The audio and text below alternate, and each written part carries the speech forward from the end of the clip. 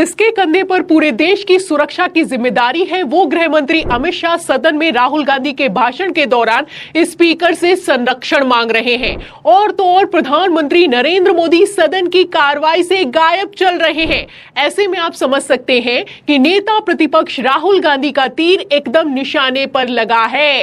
राहुल गांधी समझते हैं कि भारतीय जनता पार्टी बौखला रही है, और जब भी ये लोग बौखलाते हैं तो ईडी सीबीआई एक्टिव हो जाती है। जब चुनाव प्रचार के दौरान 2 सिटिंग मुख्यमंत्री को गिरफ्तार किया जा सकता है तो कुछ भी हो सकता है। लेकिन यहां पर समझने वाली बात यह है कि राहुल गांधी को गिरफ्तार करने की गलती प्रधानमंत्री नरेंद्र मोदी कभी नहीं करेंगे। और क्यों नहीं करेंगे, इसके लिए जाने माने वरिष्ठ पत्रकार अभय दुबे ने हमारे चैनल से बातचीत के दौरान बड़ा खुलासा किया है। तो क्या बयान दिया है, पहले इस बयान को सुनिए, फिर इंटेलिजेंस रिपोर्ट में क्या सामने आया है, राहुल गांधी की जान को कैसे खतरा है, राहुल गांधी ने क्या कहा है और इंडिया ने क्या स्टैंड लिया है, हम आपको बताते हैं। इस सरकार के पास ये हिम्मत ही नहीं है कि वो राहुल गांधी और सोनिया गांधी के ऊपर हाथ डाल सके। इस गांधी परिवार के किसी भी व्यक्ति, चाहे भले ही रॉबर्ट वाड्रा क्यों ना हो, प्रियंका गांधी क्यों ना हो, उसके ऊपर हाथ डाल सके।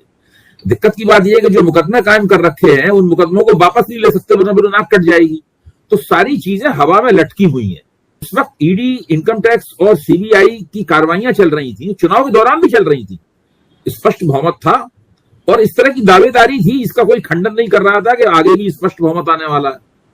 ये माहौल था। आज स्थिति क्या है? आज तो स्पष्ट बहुमत समाप्त हो चुका है। सरकार कमजोर है। सरकार अपने ही जो गठजोड़ पार्टनर है उनके सामने झुकने के लिए मजबूर है। तो सुना आपने, अभय दुबे का कहना है कि अब प्रधानमंत्री नरेंद्र मोदी के पास हिम्मत नहीं है कि वो गांधी परिवार के किसी भी सदस्य पर हाथ डाल सके।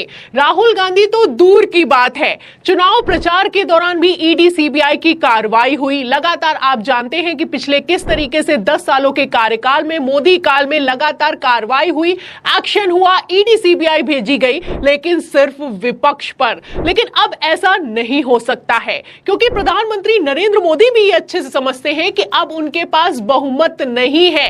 और तो और एनडीए में भी किस तरीके से टूट दिखाई दे रही है, ये किसी से छुपा हुआ नहीं है। तो ऐसे हालातों में प्रधानमंत्री नरेंद्र मोदी, गृह मंत्री अमित शाह कभी ये चूक नहीं करेंगे कि वो राहुल गांधी पर ईडी की छापेमारी करवाएं या फिर कि उनको गिरफ्तार करवाएं। राहुल गांधी भी ये अच्छे से समझते हैं, इसीलिए ईडी के आने से पहले ही राहुल गांधी ने दावा कर दिया कि ईडी मेरे घर पर छापेमारी करने वाली है।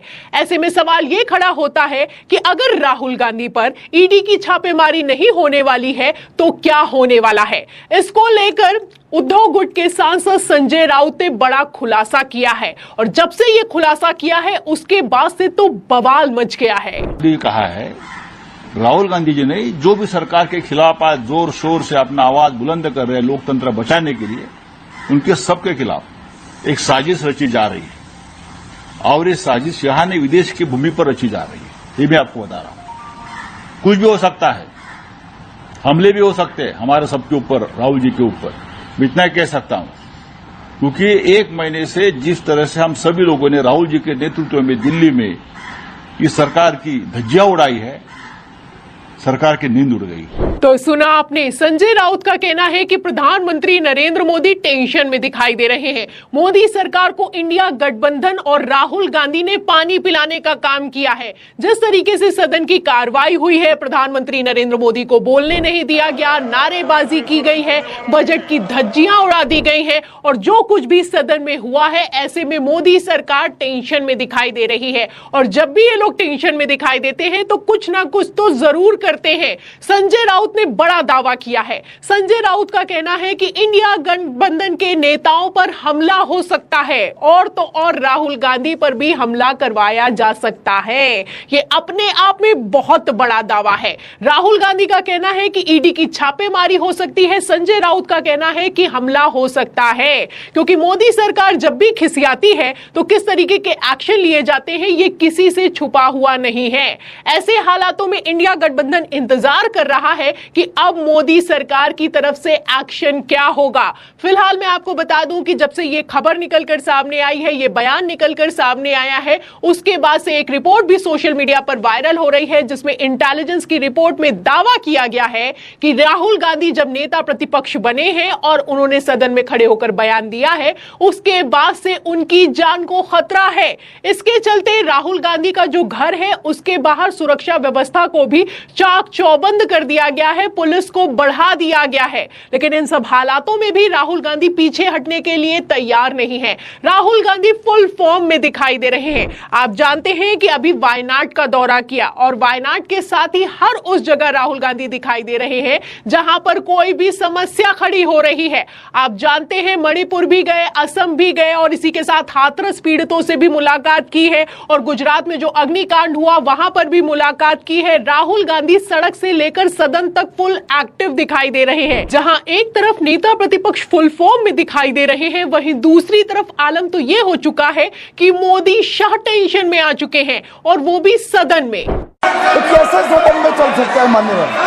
आप एक तरफा नियमों के ऊपर जाकर उनको रियायत दे रहे हो मान्यवर, हमें संरक्षित करिए, ऐसे नहीं चलता है। 2 घंटे तक देश के प्रधानमंत्री का गला घोंटने का, उनकी आवाज को रोकने का, उनकी आवाज को दबाने का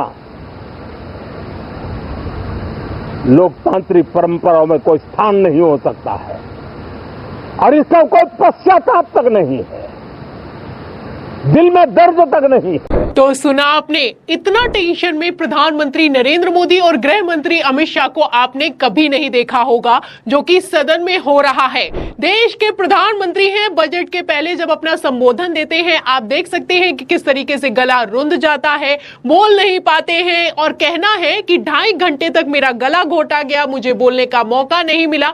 वहीं दूसरी तरफ गृह मंत्री अमित शाह सदन में खड़े होकर स्पीकर से संरक्षण मांगते हैं और वो भी तब मांगते हैं जब राहुल गांधी का भाषण चल रहा होता है। ऐसे में इतना तो समझ में आ गया है कि सदन में इंडिया गठबंधन फुल एक्टिव है और वहीं दूसरी तरफ भारतीय जनता पार्टी बैकफुट पर आ चुकी है और इतना बैकफुट पर आ चुकी है कि प्रधानमंत्री नरेंद्र मोदी सदन की कार्रवाई से नदारद चल रहे हैं। और इन सबके बीच जो रिपोर्ट निकलकर सामने आई है इंटेलिजेंस की, जिसमें राहुल गांधी की जान को खतरा बताया गया है, उसने आग में घी डालने का काम किया है। आपको बता दें, इस खबर में देखिए, आपको मैं खबर भी दिखा देती हूं। खबर देखिए जनसत्ता की, इसमें लिखा हुआ है कि खुफिया इनपुट के बाद राहुल गांधी के घर के बाहर बढ़ाई गई सुरक्षा, अर्धसैनिक बल और दिल्ली पुलिस की नई टीमें तैनात की गई हैं। तो जब राहुल गांधी नेता प्रतिपक्ष बन गए और सदन में खड़े होकर भाषण दिया, उसके बाद से बवाल मचा हुआ है और इसी बवाल के बीच खबर निकलकर सामने आई है, इंटेलिजेंस की रिपोर्ट निकलकर सामने आई है कि राहुल गांधी की जान को खतरा है। अब राहुल गांधी की जान को खतरा होगा तो शक किसकी तरफ जाएगा, समझने वाले अपने आप में समझते हैं। ऐसे में गृह मंत्री अमित शाह भी टेंशन में दिखाई दे रहे हैं। गृह मंत्री अमित शाह भी अच्छे से जानते हैं कि अगर राहुल गांधी को एक खरोच भी आई तो क्या होने वाला है। वैसे भी उपचुनाव है और विधानसभा चुनाव है। राहुल गांधी एक्टिव दिखाई दे रहे हैं। तस्वीरें आप देख सकते हैं कि वायनाड जब पहुंचे हैं तो उस जगह पर खड़े हुए हैं जो काफी जोखिम भरा हुआ है। ऐसे में राहुल गांधी तो जोखिम उठा रहे हैं। राहुल गांधी ने तो साफ कह दिया है कि वो डरने वाले नहीं है, झुकने वाले नहीं है, पीछे हटने वाले नहीं है। ऐसे में मोदी शाह की हालत कितनी खराब है, आप इस खबर से अंदाजा लगा सकते हैं। तो फिलहाल इन सबके बीच सबसे बड़ा सवाल तो ये खड़ा होता है कि अगर ईडी सीबीआई का एक्शन नहीं होगा, राहुल गांधी जेल नहीं जाएंगे, तो राहुल गांधी पर क्या एक्शन हो सकता है।